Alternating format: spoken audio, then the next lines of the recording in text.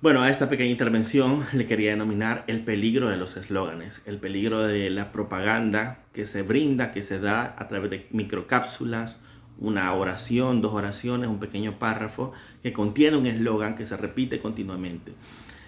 Este eslogan suspende, inhibe el pensamiento, ya que se adecua a una realidad y se incorpora en el pensamiento de la gente, del pueblo, del ciudadano, y se impregna en su forma de pensar. Bien, el eslogan, digo que suspende la forma de pensar, puesto que siempre implica una fórmula. No implica eso también que el eslogan o el lema o la propaganda esté completamente alejada de la realidad. De hecho, si se elige un eslogan o un lema, es porque tiene un prejuicio, es el cumplimiento de un prejuicio y lleva en sí algo vinculado a la realidad. O sea, no es absolutamente falso, eso es necesario aclararlo. El eslogan tiene cierta certeza, tiene algún tipo de relación con algún tipo de realidad. No es una falsedad absoluta, ¿verdad? No es una mentira absoluta. El eslogan siempre lleva consigo algún tipo de certeza. Pero esto no implica que lleve la totalidad de la verdad, la totalidad de la realidad. Entonces, cuando uno piensa o cuando uno repite eslóganes, básicamente como un loro, cuando uno repite un lema, una propaganda continuamente y a todo lo adecuamos, cualquier circunstancia dentro de la realidad, le adecuamos un lema ad hoc para esa circunstancia, lo que hacemos es inhibirnos de pensar, inhibirnos de ir a la raíz, de ir a la circunstancia, al momento histórico que conllevó a tomar X o Y decisión o política bueno, o algún tipo de iniciativa política en determinado momento. Cuando utilizamos solamente el eslogan, básicamente suspendemos la necesidad y la urgencia de pensar e ir y conocer la verdad.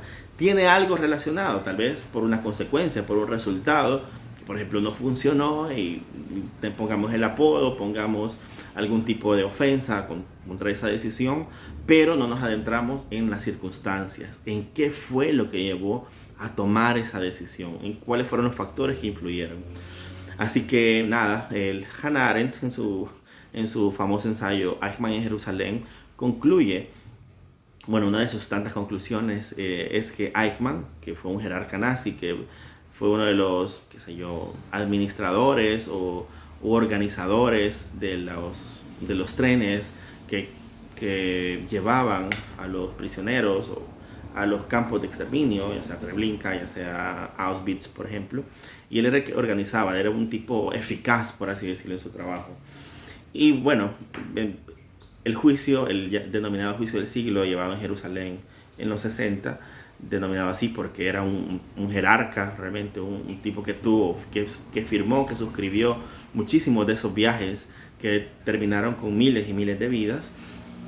Pues Hannah Arendt en su estudio, en su análisis, en su revisión de las entrevistas, en la revisión de la personalidad, el crecimiento de Eichmann dentro de las Fuerzas Armadas germanas, se da cuenta que era un tipo común y corriente, un tipo simple, que incluso se ufanaba de decir que no tenía nada en contra de estas poblaciones que fueron exterminadas, que incluso le caían bien los judíos, que no tenía nada personal.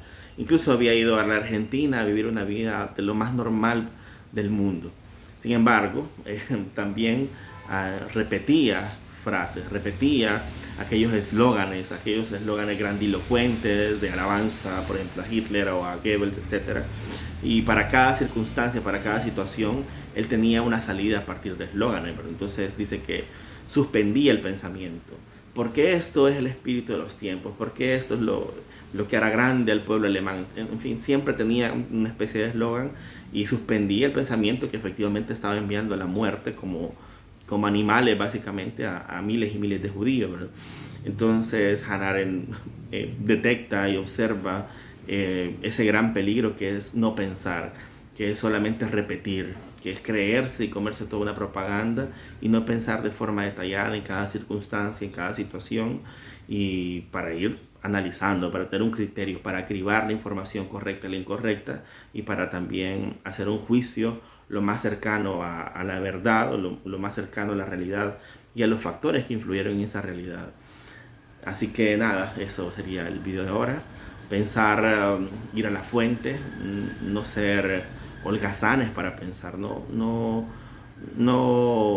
tomar atajos a partir solamente de lemas, o que los políticos son malos, o que la democracia no sirve. Bueno, hay que ir a la fuente, hay que estudiar un poquito más. Saludos.